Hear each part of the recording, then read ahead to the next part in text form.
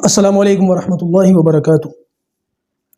نحمدہ ونصلی علی رسولہ الکریم، اما بعد۔ گزشتہ نشست میں وحی کے متعلق کچھ گفتگو ہوئی تھی۔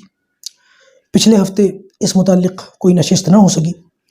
اب انشاءاللہ ہماری جانب سے کوشش یہ رہے گی کہ بغیر کسی غیر حاضری کے یہ نشست ہوتی رہے، ویکنڈ کلاسز چلتی رہیں، اور انشاءاللہ آج وحی کے متعلق جو گزشتہ نشست میں بات ہوئی تھی اس سے آگے بات جاری کی جائے گی۔ آپ حضرات کے سامنے یہ بات آ گئی تھی کہ حواس خمسہ اللہ تبارک و تعالیٰ کی طرف سے ایک نعمت ہے، انسان ان سے علم حاصل کر سکتا ہے، لیکن ان کی ایک حد ہے، اور جہاں پر ان کی حد ختم ہو جاتی ہے وہیں سے عقل کی حد شروع ہو جاتی ہے، اور انسان اپنی عقل سے بھی بہت بڑے بڑے علوم حاصل کر سکتا ہے۔ لیکن آپ حضرات کے سامنے یہ بھی آیا تھا کہ عقل کا بھی ایک دائرہ کار ہے، بلکہ عقل سے وہ سارے کام بھی نہیں لیے جا سکتے جو حواس خمسہ سے لیے جا سکتے ہیں، اور عقل بھی ایک جگہ جا کر کے رک جاتی ہے، اس کی بھی کچھ حدود ہیں، اور جہاں پر عقل جا کر کے رک جاتی ہے وہاں سے پھر وحی کا کام شروع ہوتا ہے، اور وحی انسان کے علم حاصل کرنے کا یہ تیسرا اور سب سے بڑا ذریعہ ہے۔ اس سے پتہ یہ چلا کہ وحی جو ہے نا یہ عقل سے بھی اوپر ہے، وحی کا جو درجہ ہے یہ عقل سے بھی اوپر ہے۔ اور ایک بات اور پتہ چلی، وہ یہ کہ وحی انسان کے لیے وہ اعلیٰ ترین علوم حاصل کرنے کا ذریعہ ہے کہ جو انسان عقل سے حاصل نہیں کر سکتا، لیکن ان علوم کا حاصل کرنا انسان کے لیے ضروری بھی ہے۔ ایسے علوم جن کو صرف وحی کے ذریعے سے حاصل کیا جا سکتا ہے، عقل کے ذریعے سے حاصل نہیں کیا جا سکتا، اور ان علوم کو حاصل کیے بغیر انسان کے پاس چارہ بھی نہیں ہے، وہ حاصل کرنا بڑے ضروری ہے۔ اس سارے بات سے، اس سارے خلاصے سے یہ بھی پتہ چل جائے گا کہ جو علوم انسان کو وحی کے ذریعے سے حاصل ہوں گے، ضروری نہیں ہے وہ سارے کے سارے عقل اور مشاہدے سے سمجھ میں بھی آ سکیں۔ بہت سارے علوم ہیں عقل سے حاصل نہیں ہوئے، صرف وحی سے حاصل ہوں گے، اور بعد میں وہ علوم وحی سے حاصل ہوئے، عقل کو سمجھ میں نہیں آئے۔ تو اس کا یہ مطلب نہیں ہے کہ عقل سے سمجھ میں نہیں آئے تو ان علوم کا کوئی مطلب یا کوئی لاجک نہیں بنتا، ایسا ضروری نہیں ہے۔ بہت سارے ایسے علوم ہوں گے، بلکہ پتہ یہ چلے کہ وحی کی ضرورت پیش ہی اس جگہ آتی ہے جہاں پر عقل کام کرنا بند کر دیتی ہے، جہاں پر عقل کی صلاحیتیں ختم ہو جاتی ہیں، جہاں پر عقل کی حدود تمام ہو جاتی ہیں، اسی جگہ سے جو ہے وہ وحی کا سلسلہ شروع ہو جاتا ہے، وحی کا کام شروع ہو جاتا ہے۔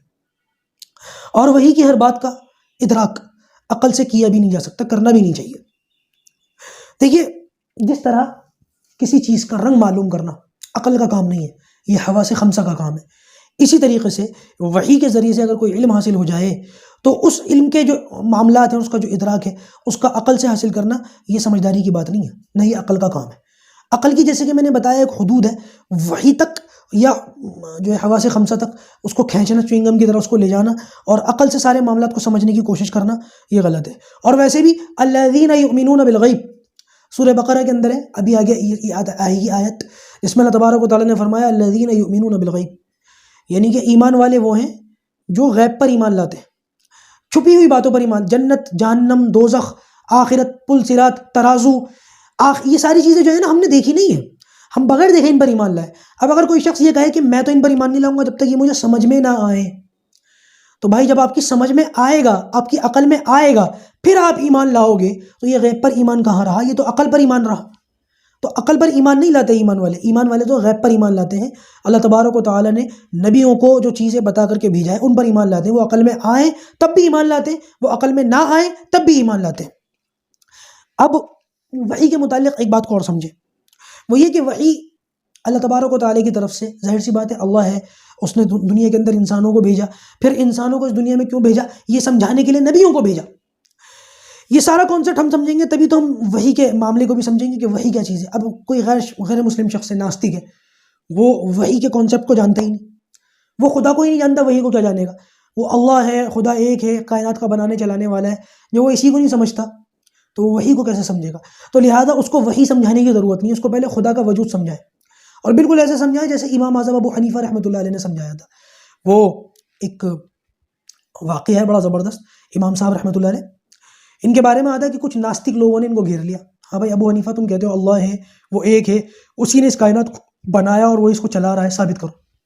اور یہ لوگ جو ہے نا یہ ناستک تھے، ایتھیسٹ تھے، مطلب خدا کے وجود کے قائل نہیں تھے، کہتے تھے کہ کائنات اپنے آپ بنی اور اپنے آپ چل رہی ہے۔ تو امام صاحب نے ان سے کہا کہ فلاں وقت میں عصر کی نماز کے موقع پر جو ہے وہ مسجد کے دروازے پر ڈیبیٹ ہوگا، اس پر میں خدا کے وجود کے دلائل دوں گا۔ بہتر ہے، مناظرہ ٹھہر گیا اور ڈیبیٹ تیار ہو گیا، اور یہ لوگ جو ہے اس وقت میں اس مسجد کے دروازے پر وہاں بیٹھ کر اسٹیج وغیرہ لگا کر کے، اسٹیج مطلب میں اپنی زبان میں کہہ رہا ہوں کہ مناظرے کی ایک شکل دے کر کے اور لوگوں کو جمع کر کے بیٹھ گئے کہ ابو حنیفہ آئیں گے اور خدا کے وجود پر دلائل دیں گے۔ امام صاحب نہیں پہنچے، کافی دیر تک انتظار کیا۔ بہت دیر تک انتظار کرنے کے بعد جب ان لوگوں کو مایوسی ہو گئی کہ ہاں امام ابو حنیفہ اب نہیں آئیں گے، تب امام صاحب سامنے سے تشریف لاتے ہوئے نظر آئے، تو ان لوگوں نے بڑا شور مچایا، وعدہ کرتے ہو، وعدہ خلافی کرتے ہو، جو ٹائم دیتے ہو اس پر نہیں پہنچتے، وقت کی قدر نہیں کرتے۔ تو امام صاحب نے کہا کہ بھئی وہ مجھ سے پہلے یہ تو پوچھ لو مجھے دیر کیوں ہوئی؟ اچھا چلیے بتائیے کیوں دیر ہوئی؟ تو امام صاحب نے فرمایا کہ بھئی تم جانتے ہو میرے گھر سے یہاں تک درمیان میں ایک ندی پڑتی ہے جس کو کراس کرنے کے لیے جو ہے وہ کشتی میں بیٹھنا پڑتا ہے، اس پر کوئی پل وغیرہ تو بنا ہوا نہیں ہے، کشتی میں بیٹھ کے اس کو کراس کرنا پڑتا ہے۔ اور آج جب میں یہاں آنے کے لیے گھر سے نکلا تو اس ندی کے اندر باڑھ آئی ہوئی تھی اور پانی اس کا جو ہے افان پر تھا، جس کی وجہ سے کوئی ملاح، کوئی کشتی والا بھی وہاں نہیں تھا۔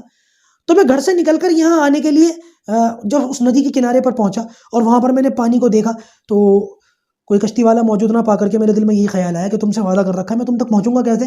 کھڑے ہو کر کے میں یہی سوچ رہا تھا کہ اتنی دیر میں نے دیکھا کہ ندی کے کنارے پر ایک درخت ہے، وہ درخت اپنے آپ بیچ میں سے دو ٹکڑے ہوا، اپنے آپ اس میں سے لکڑی نکلی، اپنے آپ اس لکڑی کے پھٹے بنے، اپنے آپ وہ پھٹے جڑے ہیں، اپنے آپ وہ کشتی بنی ہے، اپنے آپ میں اس کشتی میں بیٹھا ہوں، اپنے آپ وہ کشتی جو ہے پانی کے اندر چلی ہے، اپنے آپ میں نے اس کشتی میں بیٹھ کر کے وہ ندی پار کر لی اور پھر میں یہاں پہنچا۔ اس سارے مرحلے میں کشتی کے بننے اور چلنے میں جو اتنا ٹائم لگا نا، مجھے اس لیے دیر ہو گئی۔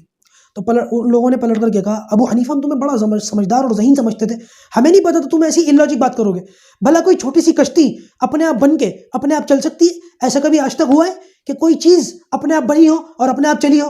تو امام صاحب رحمۃ اللہ علیہ نے فرمایا یہی تو سمجھانا چاہتا ہوں، جب ایک کشتی اپنے آپ بن کر اپنے آپ چل نہیں سکتی تو بڑا اتنی بڑی کائنات اپنے آپ بن کر اپنے آپ چل رہی ہے، تم کیسی باتیں کرتے ہو؟ ذرا تم بتاؤ تمہاری اس بات میں کوئی عقل اور لاجک بھی ہے؟ کہتے ہیں کہ اس بات کا امام صاحب کے ان لوگوں کے پاس کوئی جواب نہیں تھا۔ بہرحال غیر ایمان والے کو پہلے جو ہے نا وہ اللہ تبارک و تعالیٰ کے وجود کا قائل کرنا چاہیے۔ وہ ایک بڑھیا کا واقعہ ہے نا، چرخہ چلاتی تھی، کسی نے پوچھا ہاں بھائی یہ بتاؤ تو مانتی ہے اللہ ہے؟ اس نے کہا ہاں، کیا دلیل ہے؟ کہنے لگی میرا یہ چرخہ کیسے کہ یہ چرخہ جو ہے میں اپنے آپ چلاتی ہوں تو چلتا ہے، اپنے آپ نہیں چلتا، خود بخود نہیں چلتا۔ اسی طریقے سے یہ کائنات جو ہے یہ اپنے آپ نہیں چل رہی، اس کو کوئی نہ کوئی چلانے والا ہے۔ تو اس نے کہا کہ اچھا یہ بتاؤ کہ خدا ایک ہی ہے؟ اس نے کہا ہاں ایک ہی ہے۔ کیا دلیل ہے؟ اس نے کہا میرا یہ چرخہ جب میں اس کو اکیلے چلاتی ہوں تو بالکل صحیح چلتا ہے، اور میرے گھر کی جو بچیاں ہیں، میری نواسیاں پوتی ہیں، جب وہ آ کر کے مجھے پریشان کرتی ہیں وہ بھی اس میں ہاتھ ڈالتی ہیں، پھر یہ صحیح نہیں چلتا۔ تو لہٰذا یہ کائنات کا نظام بالکل ایکوریٹ چل رہا ہے، بالکل صحیح چل رہا ہے، اس کا مطلب یہ اس کا چلانے والا ایک ہی ہے۔ ایک سے زیادہ ہوتے تو میرا چرخہ نہیں چلتا، کائنات کیسے چلے گی؟ اس طریقے سے چھوٹی چھوٹی باتوں سے لوگوں کو دلائل دے کر کے انشاءاللہ عز و جل خدا کے وجود کا جو ہے قائل کرنا چاہیے۔ انشاءاللہ اس سے آگے کی بات جو ہے وہ کل عرض کی جائے گی۔